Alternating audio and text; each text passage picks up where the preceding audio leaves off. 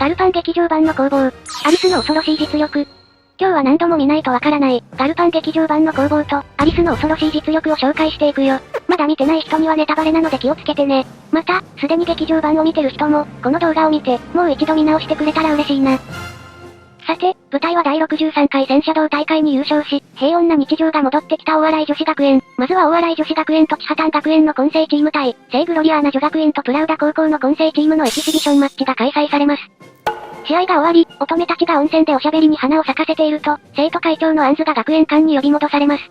そこには文部科学省の役人が、全国大会で優勝すれば廃校は取り消しと言ったな。あれは嘘だ。てめえの人は何もあんだこの野郎。その後、アンズの巧みな交渉の結果、大学選抜チームに勝てば、今度こそ廃校を取り消しする約束を交わします。この大学選抜チームを率いるのが、島田雄英元の娘、島田アリス。13歳で大学に飛び級した天才少女です。主人公美穂と同様、ぬいぐるみのボコが大好き。可愛い。CV は竹達彩奈が務めます。竹達彩奈と言ったら、私の印象だと。こっちも見えるわ、フランスがスタッフロール見るまで気づきませんでした。さて、大洗学園の命運がかかったこの勝負。社会人チームにも勝つ大学選抜相手に、試合は上限30両の殲滅戦。保有戦車が8両の大洗には絶望的ルールです。今まで強敵を打ち破ってきた大洗も、ついにおしまいか。そう思われた時、聖グロダージリンの呼びかけにより、各高校の生徒たちが戦車を率いて次々と転校してきます。大洗は高校選抜レベルの30両体制に増強。満を持して試合に臨みます。この時、どの高校から何両参戦したか見ていきましょう。黒森峰女学園4両、サンダース大附属高校3両、プラウダ高校4両、セントグロリアーナ女学園3両、アンティオ高校1両。継続高校1両、破綻学園6両、いらねえ、日本の恥、ここから出ていけ。命を大切にしない奴なんか大嫌いなどと言われている千葉丹学園ですが、一応生徒の実力は高いという設定です。大洗の作戦。大隊長西住美穂は、3中隊で距離を取りつつ連携する、コッツン作戦を立案。右側面ダージリン&美穂中隊、タンポポ。左側面慶中隊、朝顔。中央西住真帆中隊、ひまわりで進軍を開始します。大学選抜の作戦。大洗と同じく3中隊で一列応対を形成。右側面安住中隊、左側面ルミ中隊、中央アリス&めぐみ中隊で微速進軍します。狙いは黒森峰、プラウダの重戦車です。さあ始まりました。東京大洗学園 VS 大学選抜チーム、試合開始。203高地の攻防。両軍、最初は中央の丘を目指しますが、大学選抜の進軍はゆっくり。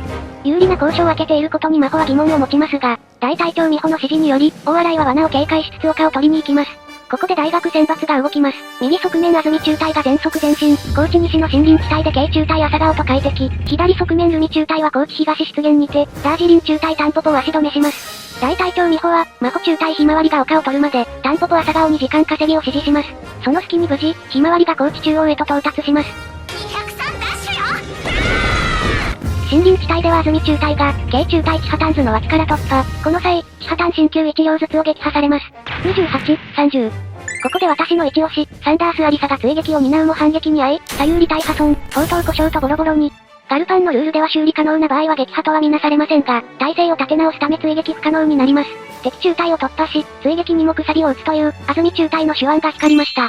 ちなみに、コテンパンにされてしまったアリサですが、なんと声優は平野綾が務めています。エンドロールを見るまで気づきませんでした。この中に、宇宙人、未来人、異世界人、超能力者がいたら、私についてきて朝顔を突破してきた安住中隊に、高知ひまわり副隊長、カチューシャ小隊が砲撃を行おうとすると、高知頂上にて謎の大爆発が発生します。2発目の砲撃音が響き、6秒後にまたも大爆発。これにより黒森峰のパンター2両が撃破されます。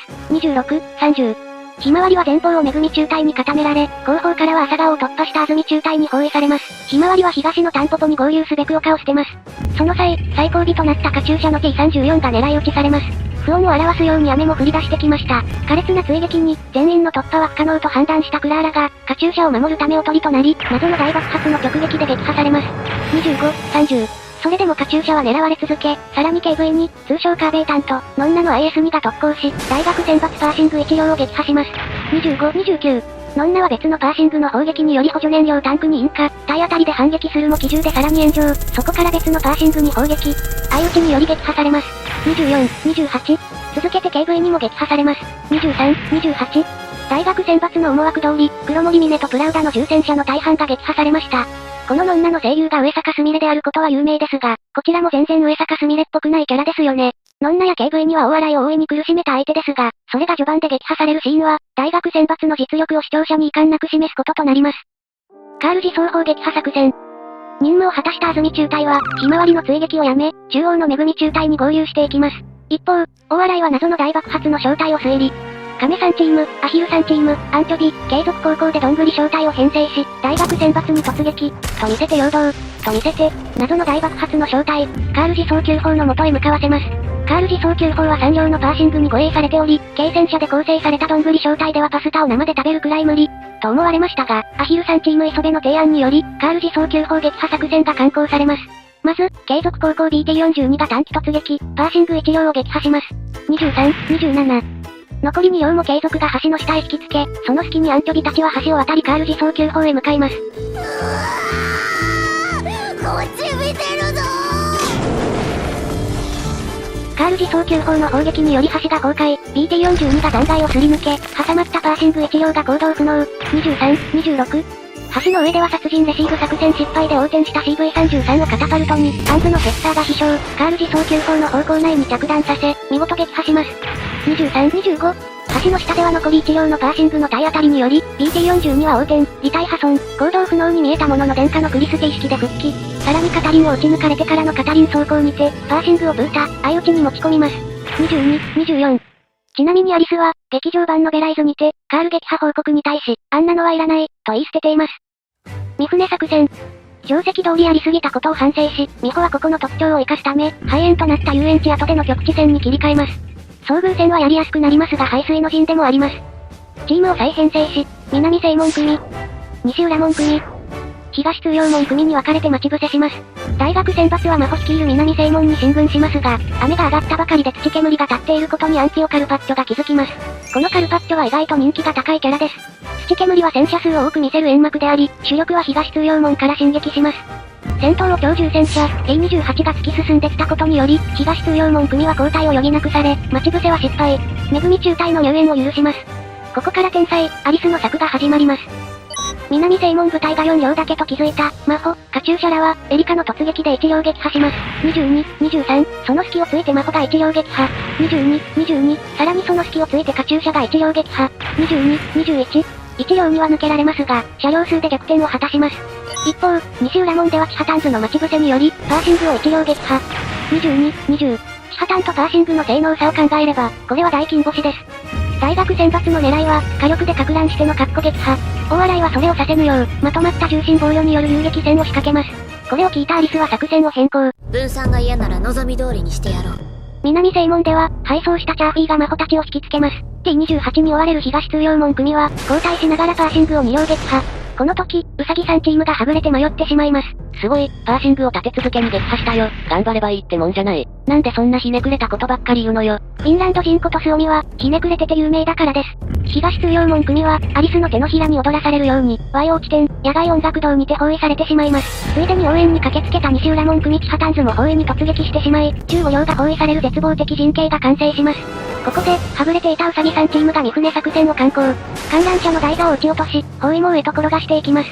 この三船作戦はウサギさんチームが前日見ていた、1941という映画がモチーフとなっています。なぜこんな映画を見ていたかは謎です。観覧車先輩の突撃により包囲網は崩れ、大笑いは無傷で脱出を果たします。プラン F。大学選抜に園内に侵入され、大笑いは隊をさらに分散、各自ゲリラ戦を展開します。最初はカバさんチームが懐かし横丁に侵入。カモさんチーム、ローズヒップと連携し、アンティオ直伝、マカロニ作戦ツバイを実行、2両を撃破します。22、16。続いてカチューシャが、レオポンさんチーム、アリクイさんチームと共にウェスタンゾーンに侵入。このままだと囲まれてしまう状況で、カチューシャはセットを強引に突破するよう指示。レオポンさんチームが270度ドリフトからパーシング1両を撃破。続いて砲撃を外したアリクイさんチームが反撃を受けますが、カチューシャが盾となって防御、同時に後ろから追撃してきた1両を撃破。22、14。ちなみにこの T34 の丸みを使った防御はカチューシャの得意技で、無料漫画、プラウダ戦記でも披露されています。アリクイさんチームは左のパーシングへ回り込み、サイド砲撃、撃破します。22、13。ラーテ型ゲームセンター内では、キハタンズがアヒルさんチームと連携、パーシング2両を撃破します。22、11。ボカージュ迷路では、アンコウチーム、カメさんチームが、GPS 役のアンチョビと連携し、それぞれ1両ずつ撃破します。22、9。ここでアリスはボコのぬいぐるみを眺め、名言を発します。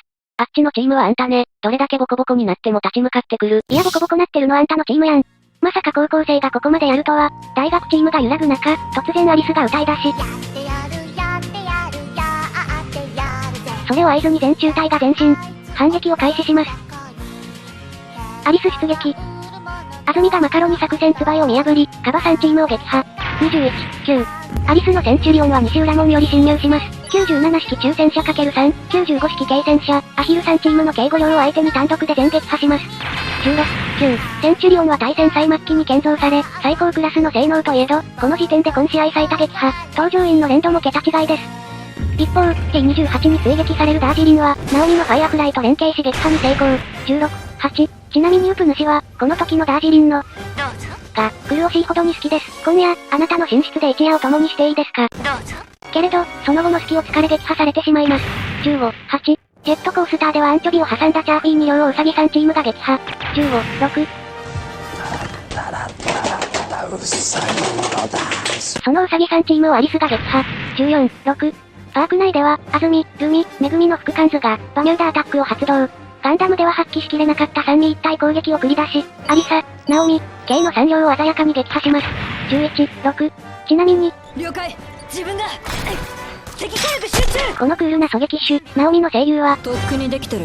行くぞ。引いちゃダメ。やだ。ダメ。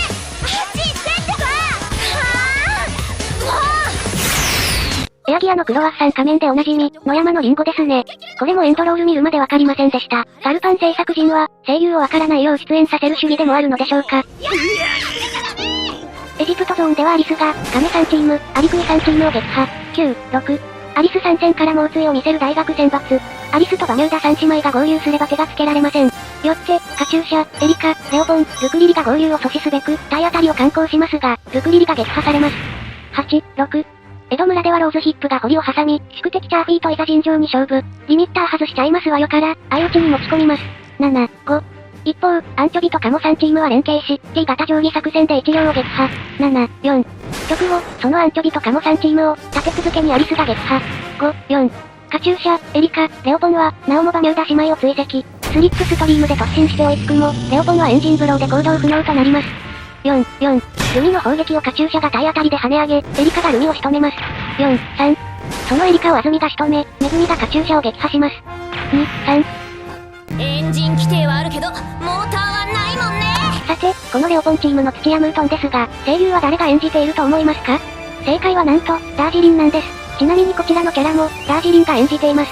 お前の脳みそ、とろけて鼻からこぼれ落ちてんじゃねえのか。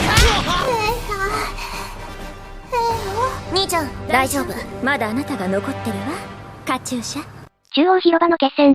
車両数で逆転した大学選抜は、バミューダ姉妹の2両が中央広場でアリスと合流します。大洗最後の2両、西住美穂の 45H 型、西住真帆のティーガー1がこれを迎え撃ち、最終決戦が始まります。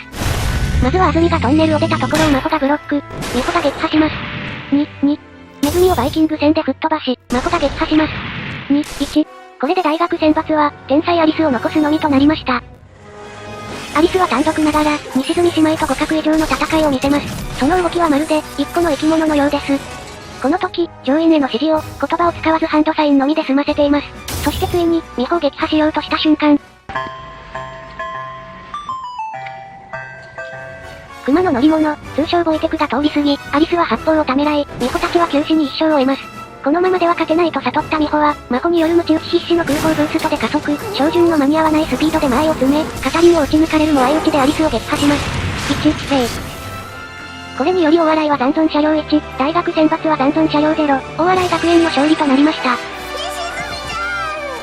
ここで、アリスが撃破した戦車が何両か数えてみましょう。まずは、命を大切にしない。破綻97式中戦車 ×3、95式軽戦車、アヒルチーム89式中戦。案をつけろよ、デコスケ野郎。ウサギさんチーム、M3 中戦車リー、カメさんチームヘッザー、アリクイさんチーム3式中戦車、アンチョビさん CV33、カモさんチームルノー B1 ビス、アンコウさんチーム 45H 型、なんと驚異の11両、アリスさん最強。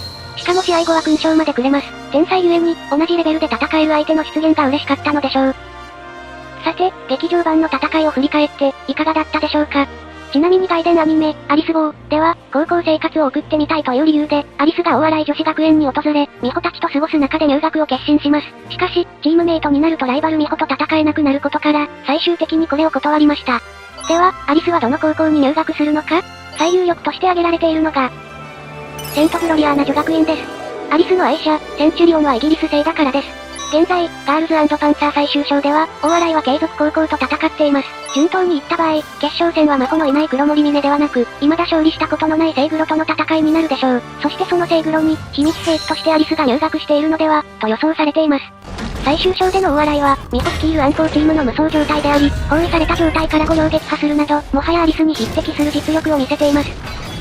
劇場版エキシビジョン戦においても大洗はセイグロを圧倒していたため、このままではセイグロは負け確です。けれどアリスがセイグロに加入すれば今度はセイグロ圧倒的有利となり、アリス編入については意見が分かれるところです。他にも、西住龍江元に何かしら不死だら的な問題が起こり、美穂が決勝に出れない状況が発生し、美穂の代わりにアリスが大洗に編入、その穴を埋める、という予想もあるそうです。それらの答えは、10月6日から公開される、最終章第4話で明らかになることでしょう。10月が楽しみですね。この動画を見て参考になった方はグッドボタン、コメントよろしくお願いします。ご視聴ありがとうございました。